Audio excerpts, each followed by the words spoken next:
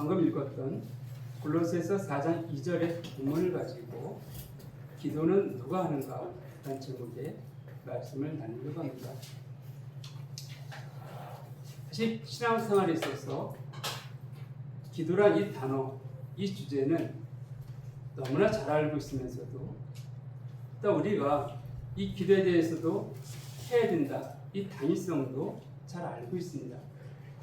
하지만 실제 삶에서 기도의 자리에 나아가 기도하는 것은 결코 쉽지 않습니다. 저 역시도 제 설교의 주제를 돌아보면 참 기도의 부분이 많이 있었다는 것을 알 수가 있습니다.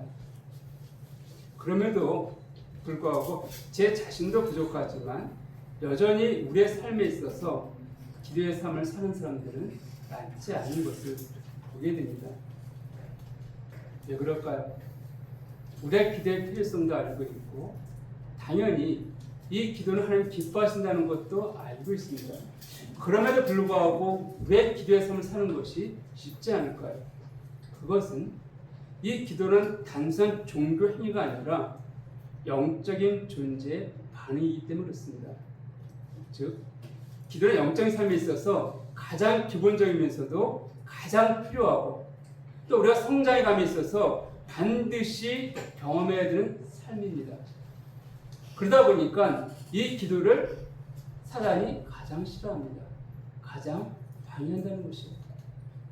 그래서 많은 사람들이 이 기도에 대한 부담을 느끼면서도 막상 기도의 자리에 나가는 것을 어려워하는 것은 그 영적인 싸움에 있기 때문에 그렇습니다. 사단이 그 마음의 여러 가지 것들로 격동함을 통하여서 그의 기도의 삶들을 방해하는 것을 우리가 알 수 있습니다. 그럼에도 불구하고 그 사단의 그 유혹과 그 시험을 물리치고 기도하는 사람들이 있습니다. 정말 기도 아니면 난 살아갈 수가 없습니다. 이러면서 여전히 어렵고 힘든 환경 가운데서도 이 기도의 자리를 지키시는 사람들이 있습니다. 그들은 누구일까요? 오늘 누가 그 기도의 자리에 있는가 함께 살펴보려고 합니다. 첫 번째는 하나님을 믿는 자입니다. 이렇게 말씀드리면 여러분들은 나도 하나님 믿고 있는데요, 나도 예수 믿고 있고 이렇게 말씀하실 것입니다. 예, 맞습니다. 우리 하나님 믿고 있습니다. 그리고 하나님 믿음을 통하여서 예수 그리스도의 믿음을 통하여서 구원 받은 자들입니다. 그럼에도 불구하고 제가 말씀드린 하나님 믿는다 이 개념은 하나님께서 우리의 기도를 들으시고 그 기도에 응답하신다라는 그런 분명한 확신, 즉 하나님의 응답에 대한 확신을 가진 자들, 그들을 말하고 있는 것입니다. 그들이 기도하고 있습니다. 히브리서 11장 6절은 우리가 잘 알고 있는 말씀입니다.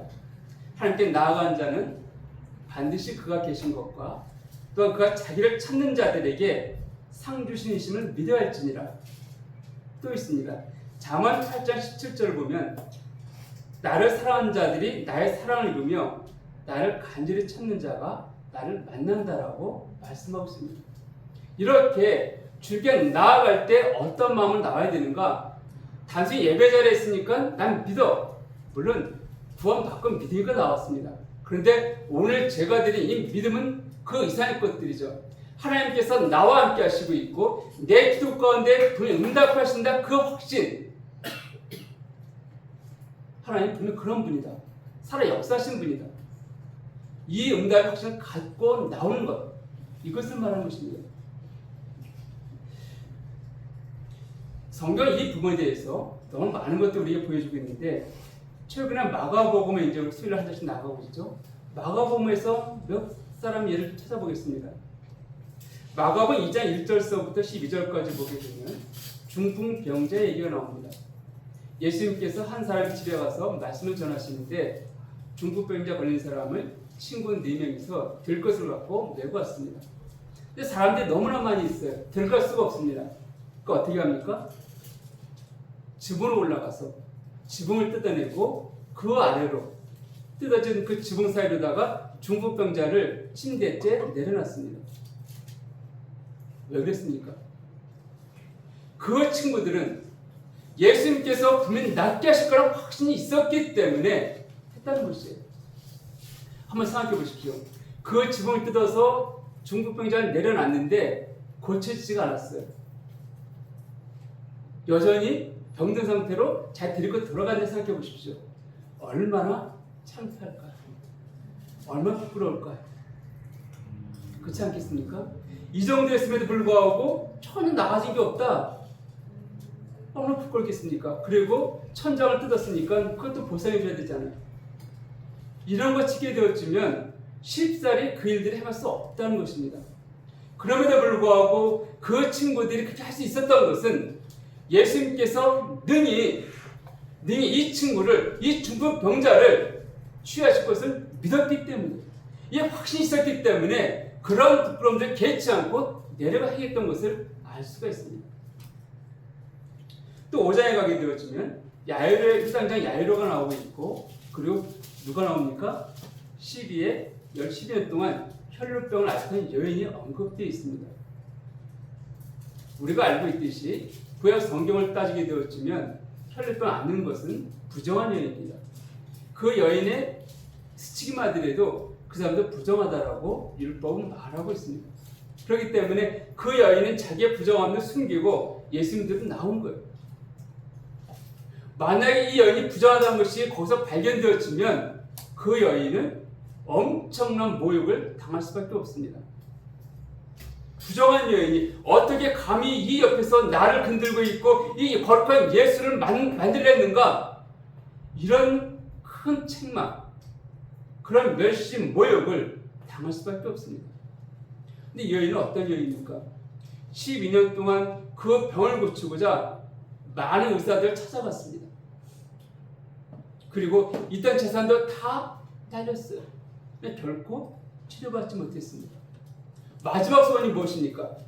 이 예수를 그 옷가만 만진다 할지라도, 그 예수가 자기 머리에 손을 얹고 안수하지 않는다 할지라도, 자기 얼굴을 보고 말하지 않는다 할지라도, 다만 내가 그 예수의 옷만 만진다 하더라도 내가 구원받을 것이다, 내가 이 병에서 나을 것이다, 이 확신, 이 믿음, 그 믿음 나온 것이에요. 그럼 만졌습니다. 예수님 말씀하셨잖아요. 누가 나를 만졌느냐? 다른 사람들은 이렇게 많은 사람이 당신을 밀치고 있는데 누가 만졌냐 그러면 좀 뭐라고 우리가 대답할 수 있겠습니까? 제자들의 반응은 그러했습니다. 근데 예수님 아시잖아요. 누가 나를 많은 사람이 만졌지만 정말 그 병에 치유받고자 하는 간절함을 갖고 나를 만났는지 예수님은 아셨기 때문에 물어본 것입니다. 말씀하신 것입니다. 우리가 똑같이 기도한다고 해서 왜 내 기도 응답되지 않습니까? 그러다 보니까 점점 어떻게 되어집니까? 내가 기도해도 하나님 내 기도에 관심이 없어. 그 점점 기도에서 멀어지게 됩니다. 근데 왜 내 기도 응답되지 않습니까? 과연 나는 믿음을 기도하고 있습니까? 우리 그걸 살펴봐야 될 거예요. 하나님은 그분에게 나온 자들을 멸시하지 않는다고 말씀하고 있습니다. 하나님 그분께 나와 기도한 자들의 그 기도를 결코 멸시하지 않는다라고 말씀하고 있습니다. 나를 찾으면, 내게 구하면 내가 응답하시겠다라고 말씀하고 있어요. 근데 과연 우리의 기도가 그런 기도인가? 별로 내 삶 가운데 기도 응답이 없는 것 같으니까 점점 기도하는 것이 흥미가 없습니다. 관심이 없어져요. 함께 모여서 기도할 때는 기도하긴 하지만 그러나 개인적인 삶 가운데서는 점점 기도가 멀어지기 시작합니다. 그 배운 누가 있습니까? 사단이 그런 의심 집어넣는 거예요. 하나님은 네가 기도해도 네 기도는 관심이 없어. 응답하지 않으셔. 근데 뭐라 시간 뺏기 그렇게 하고 있냐? 이렇게 말씀하는 것, 이렇게 말하고 있는 것들 우리가 알아야 할 것입니다. 우리가 구약 성경 보게 되면 신약성경이 아니라 사무엘서 1장에 한나가 기도한 장면이 나옵니다. 사무엘의 어머니죠. 그러니까 남편 엘가나에게 사랑을 받았지만 그 한나가 아이가 없기 때문에 엘가나가 또 다른 아내를 얻었습니다. 분이나입니다. 이 분이나가 아이를 낳았어요. 그러니까는 본처, 원래 첫 번째 부인이었던 한나를 멸시하기 시작합니다. 마치 구약의 아브라함이 사라가 아이를 낳지 못하니까 사라의 의견에 따라서 사라의 종이었던 하가를 아내로 맞이했죠. 그리고 이스마엘을 잉태하자 사라를 어떻게 핍박했다라고 성경은 말하고 있습니다. 똑같은 것이죠. 그러니까 한나가 그 모욕을 참 견디다 너무 힘들어하고 하나님께랑 기도하는 장면이 1장에 나와 있습니다. 또 얼마나 간절히 기도했는지 엘리자 선생님 말씀 보니까 뭐 보통 기도하는 사람들이 남자리 구약 성경 보게 되면 이렇게 손을 들고 이 기도했으면 쫙 써갖고 이제 하나님 쫙 이렇게 막 기도하는데 이 한나는 한쯤 무릎 꿇고서 계속 중얼대고 있는데 좀 뭐 술 취했나? 그래서 책망을 합니다. 술 먹고 그러는 거 아니야? 그 한나 뭐라 말합니까? 내 마음의 원통함 때문에 이렇게 나오고 있습니다. 생각하고 있는 것입니다. 어떻게 내가 술 먹고 전혀 아닙니다. 자기의 마음에 그 간절함을 토로하니까 엘리사는 말하죠. 하나님께는 축복하기 원하십니다. 네 기도 응답하기 원하십니다. 그때 한나가 일어서서 믿고 갔다는 말합니다. 확신이 있으면 돌아온 거예요. 더 이상 기도하지 않았습니다. 그리고 실제로 하나님께서 한나에게 사무엘을 허락하셨습니다. 이것이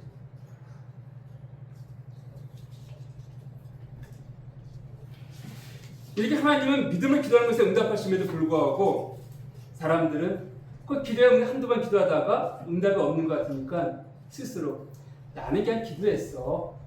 이만큼 기도했으면 돼. 라고 스스로 자기의 마음을 위안하면서 그리고 그 기도의 능력도 응답도 경험하지 못하고 점점 기도의 삶에서 멀어지는 것을 볼 수가 있습니다. 하나님은 살아계십니다. 그리고 분명히 기도에 응답하십니다. 이 사실이 우리로 하여금 기도의 자리에 나오게 만듭니다. 두 번째로 누가 기도하는가? 자기의 무능함을 아는 자입니다. 자기의 무능함 아는 자가 기도한다? 왜 그럴까요? 사단이 선악과를 통하여 아담을 유혹했을 때 이렇게 말했습니다. 네가 선악과를 먹게 되면 네 눈이 밝아져 뭐와 같이 된다고요? 하나님과 같이 된다. 하나님처럼 된다. 그러니까 네가 그 선악과를 먹게 되면 네 수준은 하나님 그 수준으로 올라가는 거야. 네가 이제 하나님 최고로 여기고 있지만 너도 그 위치에 올라갈 수가 있어. 이렇게 유혹했습니다. 그 마음들이 바로 그 교만이 우리 마음, 타락한 인간 마음 중심부에 있습니다. 그 교만이 우리 마음의 중심부에 있는 것이에요. 그렇기 때문에 무능하다. 나는 무능해. 나는 아무 능력이 없어. 이런 고백은 진짜 우리의 삶과는 관계없다라고 여길 때가 종종 있습니다.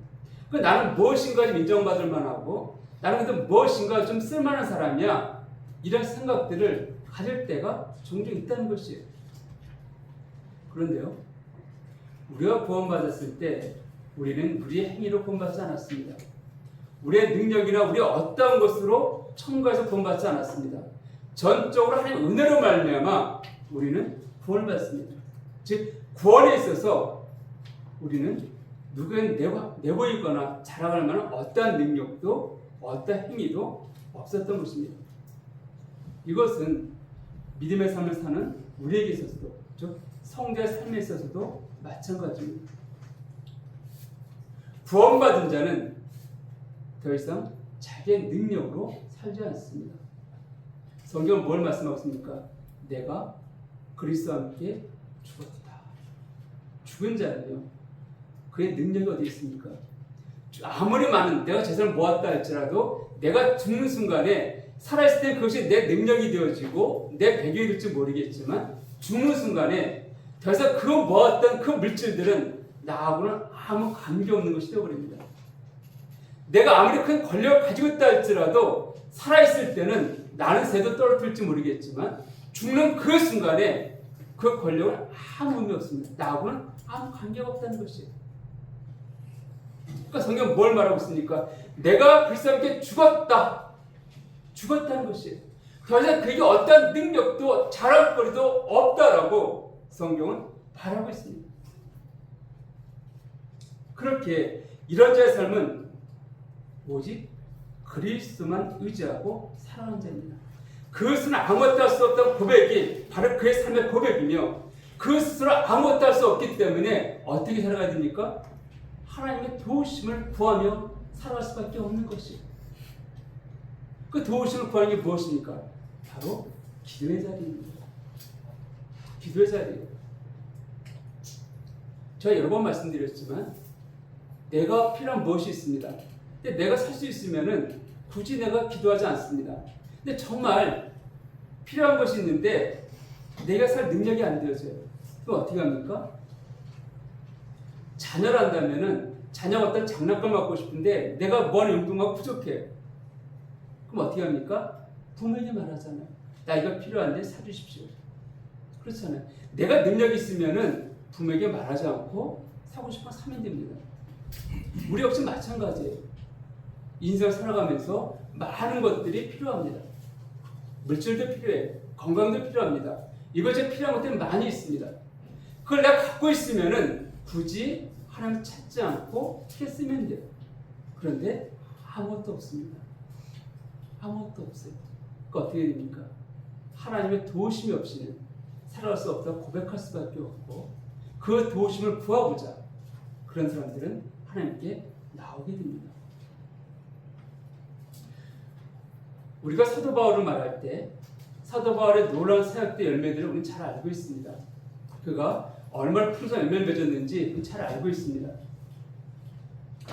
근데 그가 이렇게 쓰임받은 것에 대해서는 우리가 잘 알고 있고 말하고 있지만 그 이면에 사도 바울이 얼마나 기도의 사람이었는지에 대해서는 우리는 크게 관심을 갖지 않습니다. 별로 신경도 안 쓰고 있어요. 그런데 사도 바울의 그 사역의 이면에 있어서는 그 정말 기도했기 때문에 그 기도의 결과인 것들을 우리는 알아야 합니다. 그럼 사도 바울이 기도한 것을 어떻게 할 수 있을까요? 성경은 사도 바울이 뭐 예수님처럼 뭐 기도를 왔다 이런 부분들이 별로 없습니다. 그렇지만 그가 각 교회 보냈던 서신들을 보면 알 수가 있습니다. 먼저 데살로니가 봅시다. 데살로니가전서 5장 17절과 18절 봅시다. 이것은 데살로니가 교인들에게 쓴 편지죠. 거기 뭐라고 되어 있습니까? 우리 잘 알겠죠? 5장 17절과 18절을 보게 되면 쉬지 말고 기도하라. 범사에 감사하라. 이것이 그리스도 예수의 너희 하신 한 뜻이니라. 쉬지 말고 기도하라고 데살로니가 교인에게 권면했습니다. 또 골로새 교인에게 권면했습니다. 오늘 본문이죠. 골로새서 4장 2절 봅시다. 기도를 계속하고 기도에 감사함으로 깨어있으라. 한 개 교회만 권면한 게 아니에요.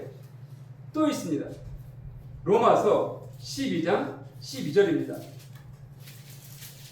일단 볼까요 한번? 로마서 12장 12절을 보면 소망 중에 즐거워하며 환난 중에 참으며 기도에 항상 힘쓰며 항상 힘쓸 것을 말하고 있습니다. 근데 사도 바울이 나는 기도하지 않으면서 너는 열심히 기도해 이럴 수 있을까요? 나는 하지 않으면서 너는 행해야 돼 이랬나요? 사도 바울은 뭐라고 말하고 있습니까? 내가 그리스도를 본받은 자 된 것처럼 너희는 나를 본받으라고 말하고 있습니다. 나를 본받으라는 것이에요. 그런 사도 바울이 자기는 기도하지 않으면서 너희는 항상 기도해야 돼. 쉬지 말고 기도해야 돼. 기도에 힘써야 돼. 이게 얘기했을까요? 우리는 그 각 교회에 보냈던 그 내용을 통하여서 사도 바울이 얼마나 기도를 중시 여겼는지를 알 수 있습니다. 또한 이걸 통해서 그가 얼마나 기도의 사람인지를 우리는 분명히 알 수가 있다는 것입니다. 그럼에도 불구하고 사도 바울 그 기도한 것에 있어서 우리가 별로 신경 쓰지 않다 보니까 사람들이 이런 오해에 빠지는 것을 봅니다. 그럼 무엇인가 하면 바로 기도가 아닌 기도하지 않으면서 지식 중심의 신앙을 말하는 그런 즉 하나님에 대해서 저 하나님께 나아가서 무릎 꿇기보다는 하나님 안에 그 지식에 탐욕 빠지면서 그 지식 갖고 자랑하고 자기 드러내는 그런 사람들을 종종 보게 됩니다. 기도 없는 그 지식, 그러니까 기도 없는 우리 하나님 사람이라면서 기도하지 않은 그 사람의 위험성에 대해서 고린도전서 8장 1절을 보면 이렇게 말씀하고 있습니다.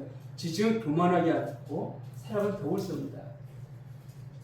우리가 하나님의 말씀을 그러니까 말씀과 기도는 양면의 검이라고 날개라 표현하는데 한쪽에 치우치면 결국 안 됩니다.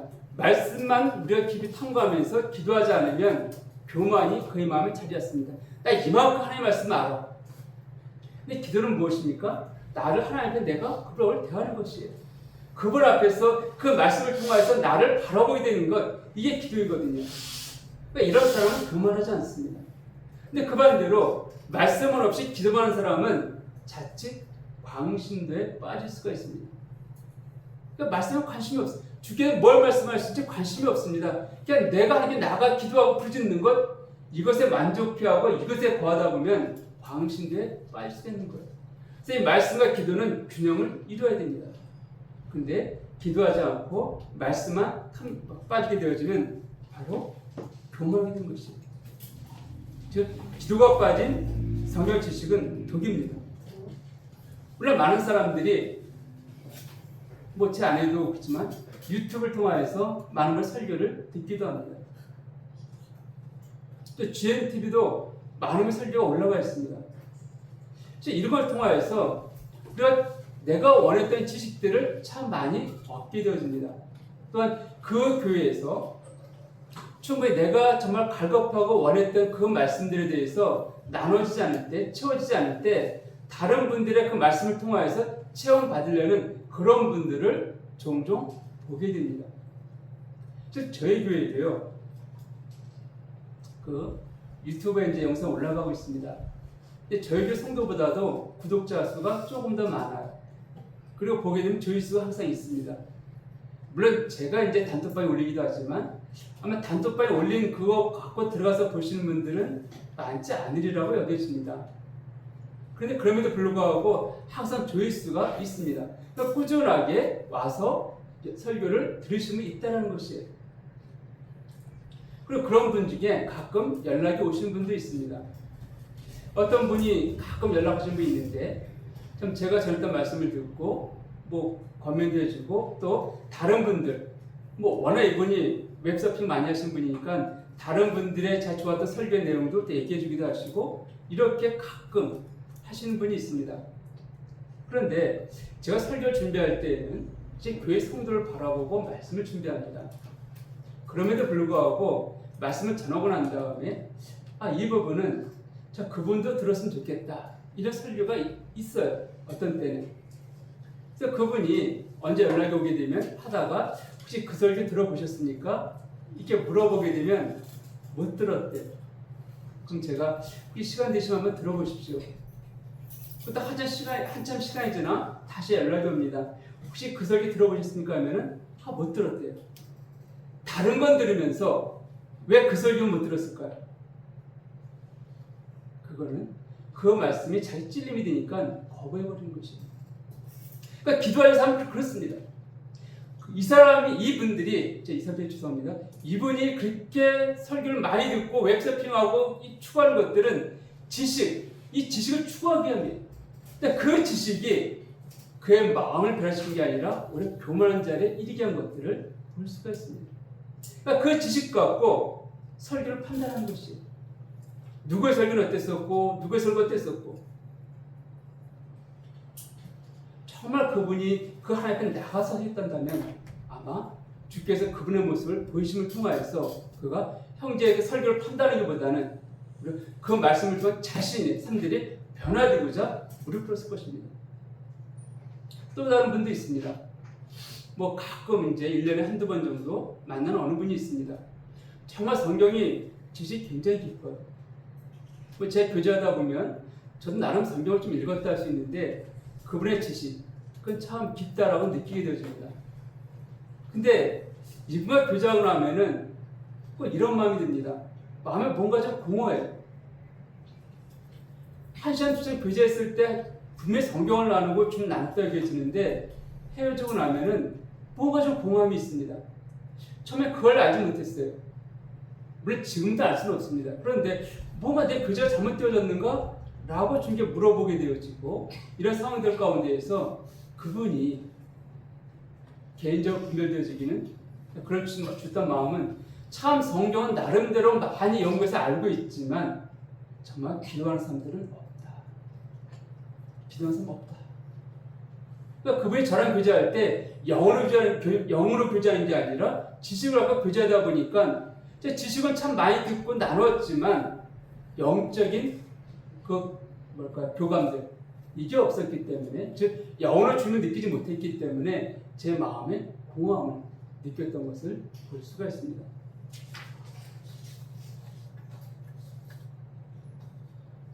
이처럼 기도 없는 성경 지식은 남에게 자기의 지식을 자랑하며 스스로 높임을 받으려고 할 수는 있겠지만 자칫 교만의 늪으로 빠지게 됩니다.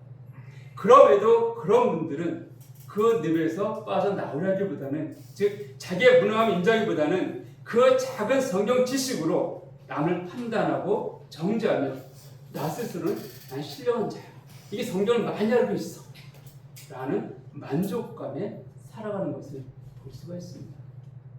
여러분, 이런 사람이 기도하지 않습니다. 이런 기도하지 않습니다. 기도 누가 한다고요? 정말로 무능합니다. 하나님 도움 없이 살 수가 없습니다.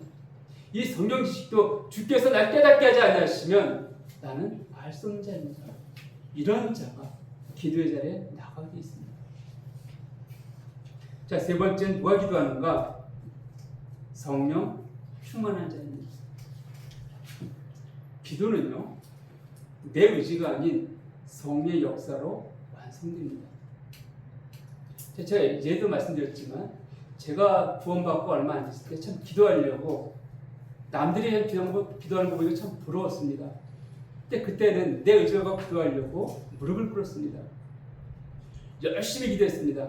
그리고 정말 남들 몇 시간 기도한 것 같아서 눈을 떠보니까 얼마 지났다고요? 3분 지나갔습니다.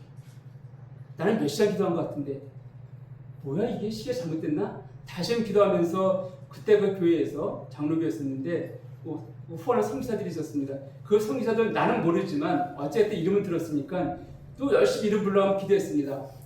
이 정도 기도했으니까 좀 시간이 꽤 지나가겠지 했더니 2분밖에 안 지났습니다. 나는 몇 시간 기도한 것 같은데 정말 힘에 빠진 것 같은데 그랬어요. 왜 그랬습니까? 내 의지 기도한 거거든요. 어리니까는 성령 인도하시는 몰랐습니다. 잘 그 경험이 별로 없으니까 그냥 기도는 그냥 내가 하면 돼. 이 기도하다 보니까 나는 열심히 기도했다 했지만 그러나 정말 기도 시간들은 별로 의미 없진 않겠죠. 의미가 있었겠지만 그러나 정말 기도가 무엇인지 알지 못했기 때문에 좀 허공을 치는 그런 기도의 시간을 보낸 적이 있습니다. 그래서 기도는 어떻게 하는가? 내 의지라는 것이 아니에요. 에베소서 6장 18절 같이 한번 찾아서 보겠습니다. 신약성경 에베소서 6장 18절 같이 한번 찾아 읽겠습니다. 신약성경 316페이지입니다. 차에서 18절만 같이 한번 읽어보겠습니다. 시작. 모든 기도와 간구를 하되 항상 성령 안에서 기도하고 이를 위하여 깨어 구하기를 항상 힘쓰며 여러 성도를 위하여 구하라. 자, 여기에 보게 되면 모든 기도와 간구를 하되 항상 어떻게 하라고요? 성령 안에서 기도하라고 말하고 있습니다. 그러니까 내 생각다는 것이 아니라 성령의 뜻이 무엇인지 알고 그 안에서 기도하라고 말씀하고 있습니다. 여기밖에 말하는 것이 아니에요.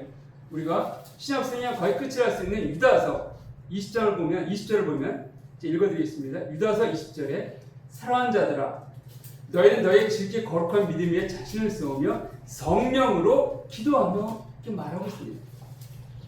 즉 기도는 내가 내 의지를 갖고 하는 것이 아니에요. 물론 그 기도의 자리에 나가는 것은 내 의지가 필요하겠지만 그 기도에 들어가는 것은 성령의 도우심이 없이는 깊이 있게 기도의 자리에 나갈 수 없는 것들을 성경은 말하고 있습니다. 성령께 성령의 도우심을 기도하는 것이에요. 그럼 그런 기도와 내가 하는 기도와 어떤 차이가 있는가? 똑같이 기도하고 있는데 어떤 건 내 의지로 했던 기도이고 어떤 건 성령의 도우심을 가운데 했던 기도인가? 어떻게 구분할 수 있을까요? 여러 가지가 있겠지만 일단 두 가지만 말씀드리려고 합니다. 첫 번째는 나의 이 기도 제목은 누구의 유익을 위한 것인가? 내가 지금 기도하는 이 기도는 누구의 유익을 위한 것인가? 나의 유익인가? 하나님의 유익인가? 이걸 생각해 보십시오. 두 번째는 나의 기도가 응답받으면 누가 영광을 받을 것인가? 이 기도가 응답받으면 내가 사람들 앞에 영광 받을 것인가? 아니 하나님께 영광 받는 그 기도인가? 이걸 생각하시면 이 기도가 성령께서 원하시고 그분이 도우신 기도인지 아닌지를 알 수가 있습니다. 우리가 똑같이 극단적인 얘기지만 물질을 기도한다고 합시다. 그럼 물질 구할 수 있습니다. 하나님께서. 근데 그 물질이 단지 내가 나를 사람들 과시하기 위해서 필요한 것을 한다면은 그 물질이 주어졌을 때 내가 만족입니다. 내 필요 채워졌잖아요. 그 사람들 앞에 자랑거리는 내 함께 이게 그냥 좋은 주셨다고 자랑거리가 될 수 있습니다.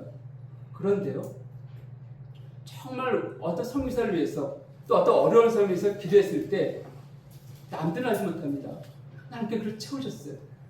내 기도 응답하셔갖고 그 어려운 사람 가운데 은혜를 베푸셨습니다. 나한테 유익이 없어요. 그렇죠? 근데 누가 유익이 있습니까? 기도를 상대방한테. 나한테 전 영광이 없습니다. 그러나 응답하신 하나님께 영광이 되잖아요. 이걸 통하여서 이 기도가 나의 만족, 나를 위한 기도인가? 아니면 하나님께서 역사하시는, 성령께서 원하시는 그런 기도인가를 우리는 분별할 수가 있습니다. 참으로 성경에서는 하나님은 우리의 기도 응답하심으로 영광받기 원하신다라고 말씀하고 있습니다. 우리가 잘 알고 있는 요한복음 15장 8절을 보십시오. 하나님 이렇게 말씀하셨습니다. 너희가 열매를 많이 맺으면, 근데 그 앞에 7절에 보면 너희가 내 안에 거하고 내 말이 너희 안에 거하면 무엇이든지 원하는 대로 구하라. 그리하면 이루리라. 너희가 열매를 많이 맺으면 내 아버지께서 영광을 받으실 것이요 너희는 내 제자가 되리라. 우리의 기도가 응답돼서 많은 열매들이 맺히면은 하나님께서 영광하시는 말씀하시지 않습니까? 그러니까 하나님께서는 우리의 기도가 응답되기를 원하시는 거예요. 그럼에도 불구하고 왜 내 기도 응답되지 않는가? 그분들 하나님 어떤 기도 응답하시는가? 로마서 8장 27절 보면은 성령께서 한 뜻대로 간구하신다라고 말씀하고 있습니다. 또한 요한일서 3장 22에서 22절을 보게 되면 우리가 하나님 앞에서 꺼리낄 것이 없으면은 담대함을 얻고 우리가 무엇을 구하든지 응답하신다라고 말씀하고 있습니다. 이게 무슨 말인가요? 내 안에 계신 그 성령이 고린도서 2장에 말씀하고 있기를 하나님 안에 계신 하나님 영 외에는 누가 하나님 마음을 알겠냐는 거예요. 즉 그 성령께서 어디에 계십니까? 우리 안에 계시잖아요. 그러니까 내 안에 계신 성령님께서 그 기도 제목들을 드러내시고 우리 기도 가운데 도우실 때 당연히 그 기도는 하나님 뜻대로는 기도겠죠. 우리가 죄악을 품고 기도할 때 성령께서 결코 그 기도를 도우시지 않습니다. 우리의 마음에 평안이 없어요. 그런 기도는 주의 뜻에 순종하지 않는 그 기도는 마음에 평안이 없고 무엇인가 막 의지를 든다 하더라도 기쁨이 안 됩니다. 그 반면에 성령께서 원하시는 그 기도는요 정말 힘이 있습니다. 힘이 있어요. 누가 알아주든 알아주든 중요하지 않습니다. 기도는 누구를 위해서 하는 것인가요? 하나님 앞에서 그 영광에서 기도하는 것이잖아요. 그의 뜻이 이때 성취되기 위해서 하는 게 기도 아닌가요? 그러니까 사람들이 내 기도를 알고 알지 않고 중요하지 않습니다. 오직 내 안에 계신 성령께서 나를 도우심을 통하여서 아버지 뜻대로 기도케 만드십니다. 그 기도가 응답된다라고 성령은 말씀하고 있습니다. 결론입니다. 여러분들은 기도의 삶을 살고 계십니까? 기도가 주는 그 기쁨과 능력과 은혜를 경험하고 계십니까? 아니면 기도를 해야 한다 여기면서도 여전히 나의 삶과는 관계없는 다른 성도의 일로 여기고 계십니까? 얼마 전에 극동방송 듣다 보니까 어느 교회 얘기 나오는데 그 교회에서는 매일같이 성도들이 예배당에서 10분씩 기도한다고 합니다. 그러니까 그것이 그 교회에 성도들이 요구되는 어떤 부분이래요. 그래서 매일같이 뭐 자기 시간이 있을 때마다 시간이 날 때 직장인 퇴근하면서 예배당에 들려서 10분간 뭐 10분 이상 기도하겠죠. 기도하고 간다고 합니다. 그런데 그 교회 성도들은 그렇게 매일같이 예배당에 와서 기도하고 있는데 우리는 예배당 좀 멀 수도 있습니다. 그리고 어쨌든 간에 집에서라도 여러분이 계신 그곳에서라도 하루에 10분씩 하나님 나가 기도하고 계십니까? 때때로 보게 되면 우리 예배당에 모일 때에도 그냥 기도 없이 있는 분들을 볼 때가 있습니다. 내가 집에서 기도할 수 없다 할지라도 그 예배당에 나와서라도 예수님께서는 예루살렘 성전을 기도하는 집이라 말씀하셨는데 이 예배당 우리가 목청껏 외쳐도 누가 뭐라 하지 않는 이 예배당에서 우리가 기도할 수 있지 않습니까? 근데 예배자에 나와서도 성도 간에 서로 안부를 물어보고 서로 격려해주고 이런 아름다운 교제의 모습을 볼 수 있지만 그러나 이곳에 이제 하나님에 대해서 무릎 꿇는 마음으로 나아가는 자들을 보는 게 쉽지가 않습니다. 기도는 우리 신앙의 악사살이가 아닙니다. 또한 예금 통장도 아닙니다. 그렇게 우리가 은혜에 놓고 필요할 때만 찾아 쓰는 그런 것처럼 내가 평생 기도하지 않다가 기도할 일이 생기면 기도하는 그런 악세사리가 아니라는 것이에요. 예배가 그러하듯 기도는 성대의 의무이자 특권입니다. 예수님은 주 기름을 통하여 우리의 기도는 의무임을 분명히 알려주셨습니다.